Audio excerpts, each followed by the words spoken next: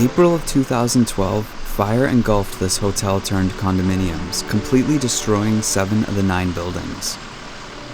Find somebody from security and get that lower gate opened up and to run through it. Hey, Finley, who do you know from security is that out there?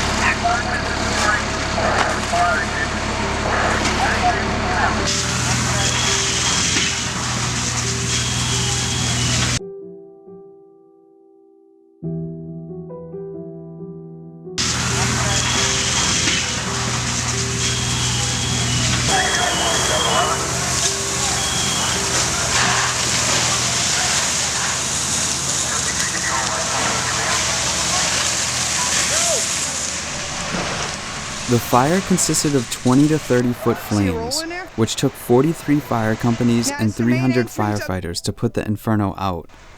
This was considered the largest fire in the entire surrounding area's history.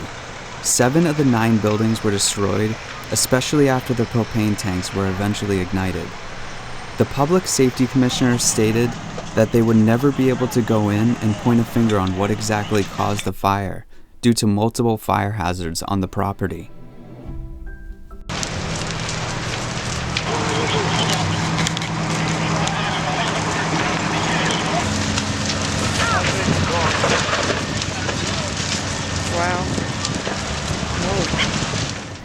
Come with us as we discover the history of this historic hotel.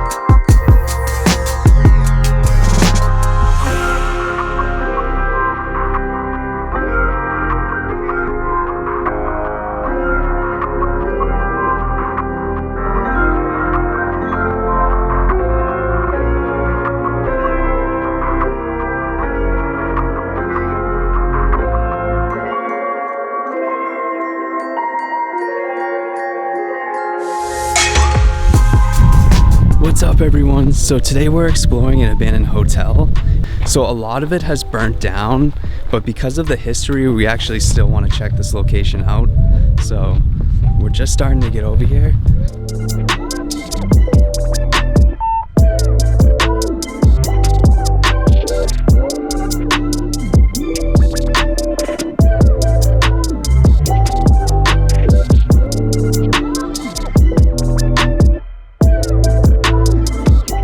In the distance over here, check this out. You're gonna see that there used to be another whole building. Actually, I think it was a couple buildings that completely burned to the ground.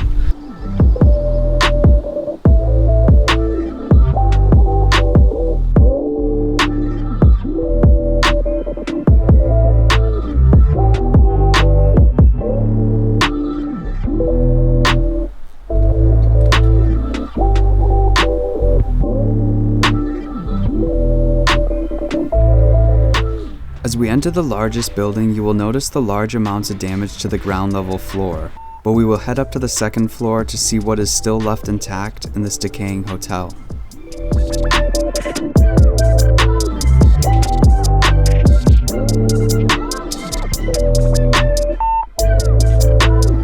In the early 1940s, Charles and Lillian purchased this 473-room hotel from a family that had built it in the 1920s for $70,000. After investing another $100,000, they opened the doors, quickly becoming known by the wealthy, with all kinds of events being held with celebrities and musicians.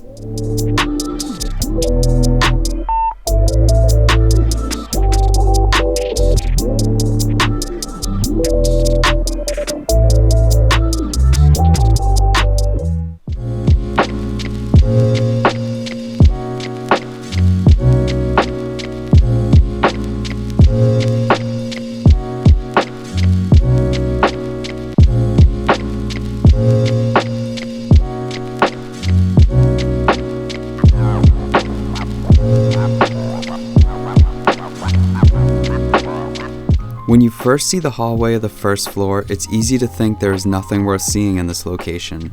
That is until you start to enter some of the rooms that have been almost preserved in time.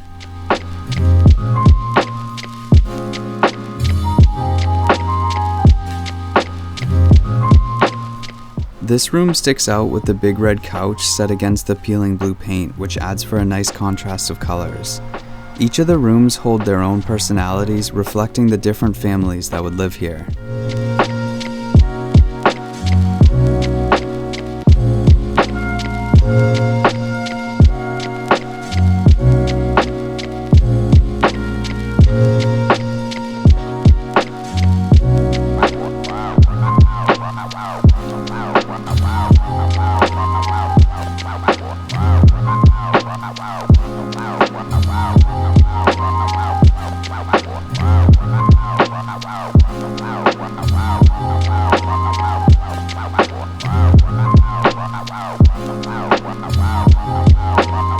Check out this room right here. This must have been one of the suites, because you can see how fancy everything is.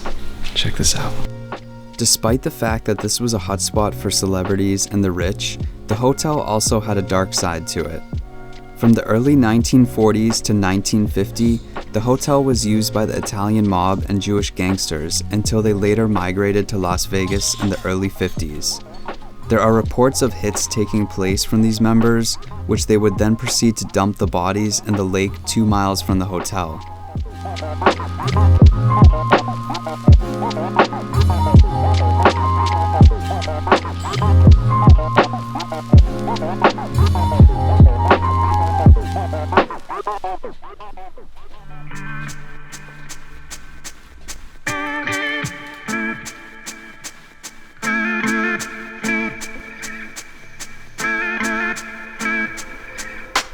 Looking back on the suite, you can only imagine how luxurious it would have been. You can see the ornate couches still intact, and even their own personal bar still stands today, with the mirror finish going all the way to the ceiling. You can tell this would have belonged to a wealthy resident.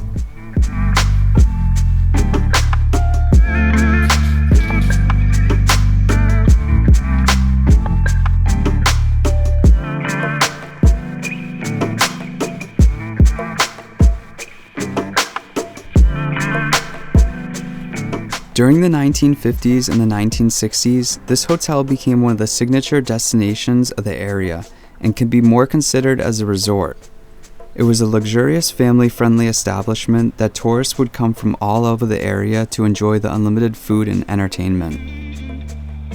Because of the resort hotel's popularity, it was used for the world premiere of the Hollywood film Living It Up.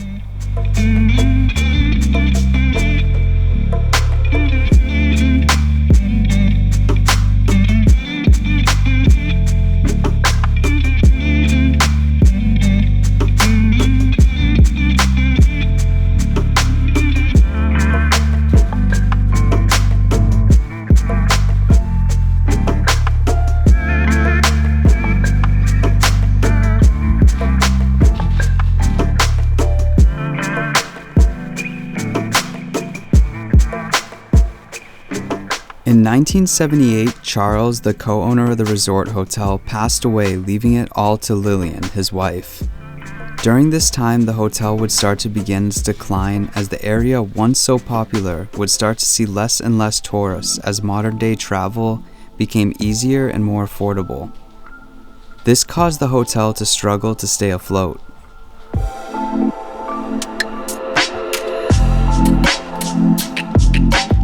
Lillian went on with a new plan to turn the slowly declining resort hotel into living spaces for families looking for vacation homes, offering all the amenities of the resort-like features, such as their athletic facility and entertainment.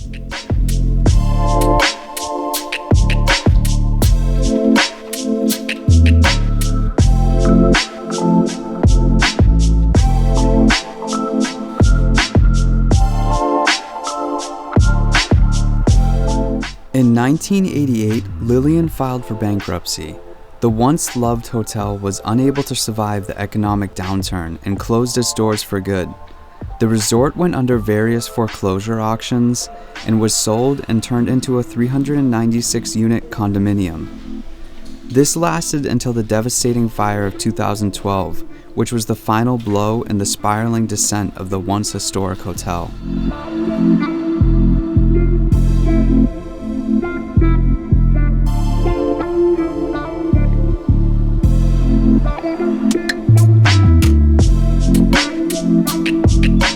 After finishing what is left of the building, we are going to give you a tour of what's left of the old theater. On a side note, we came back to film this segment on another trip because we didn't know it existed the first time around, and it was too important to miss.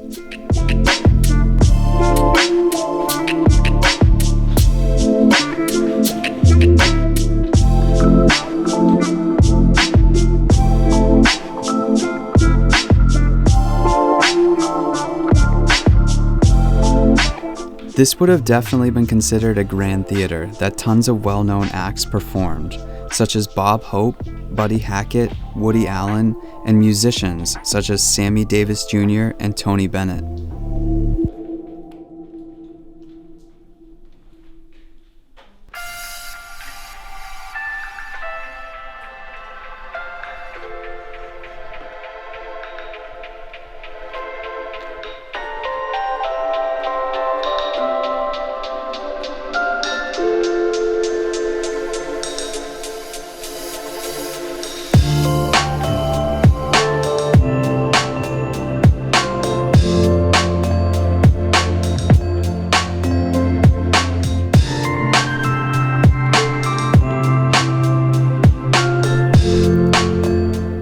On May 30th, 1997, at the age of 93, Lillian passed away, closing the final chapter of the famous hotel.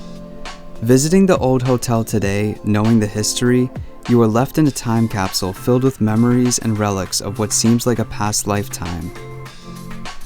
The halls now lonely were once thriving with life, and what we are left with is the legacy of Charles and Lillian. As the remnants of the structure move further into decay, the old visitors and tenants are left with only memories. For anyone who has spent time here, we hope this episode helps to reminisce on the memories left here of the once great hotel.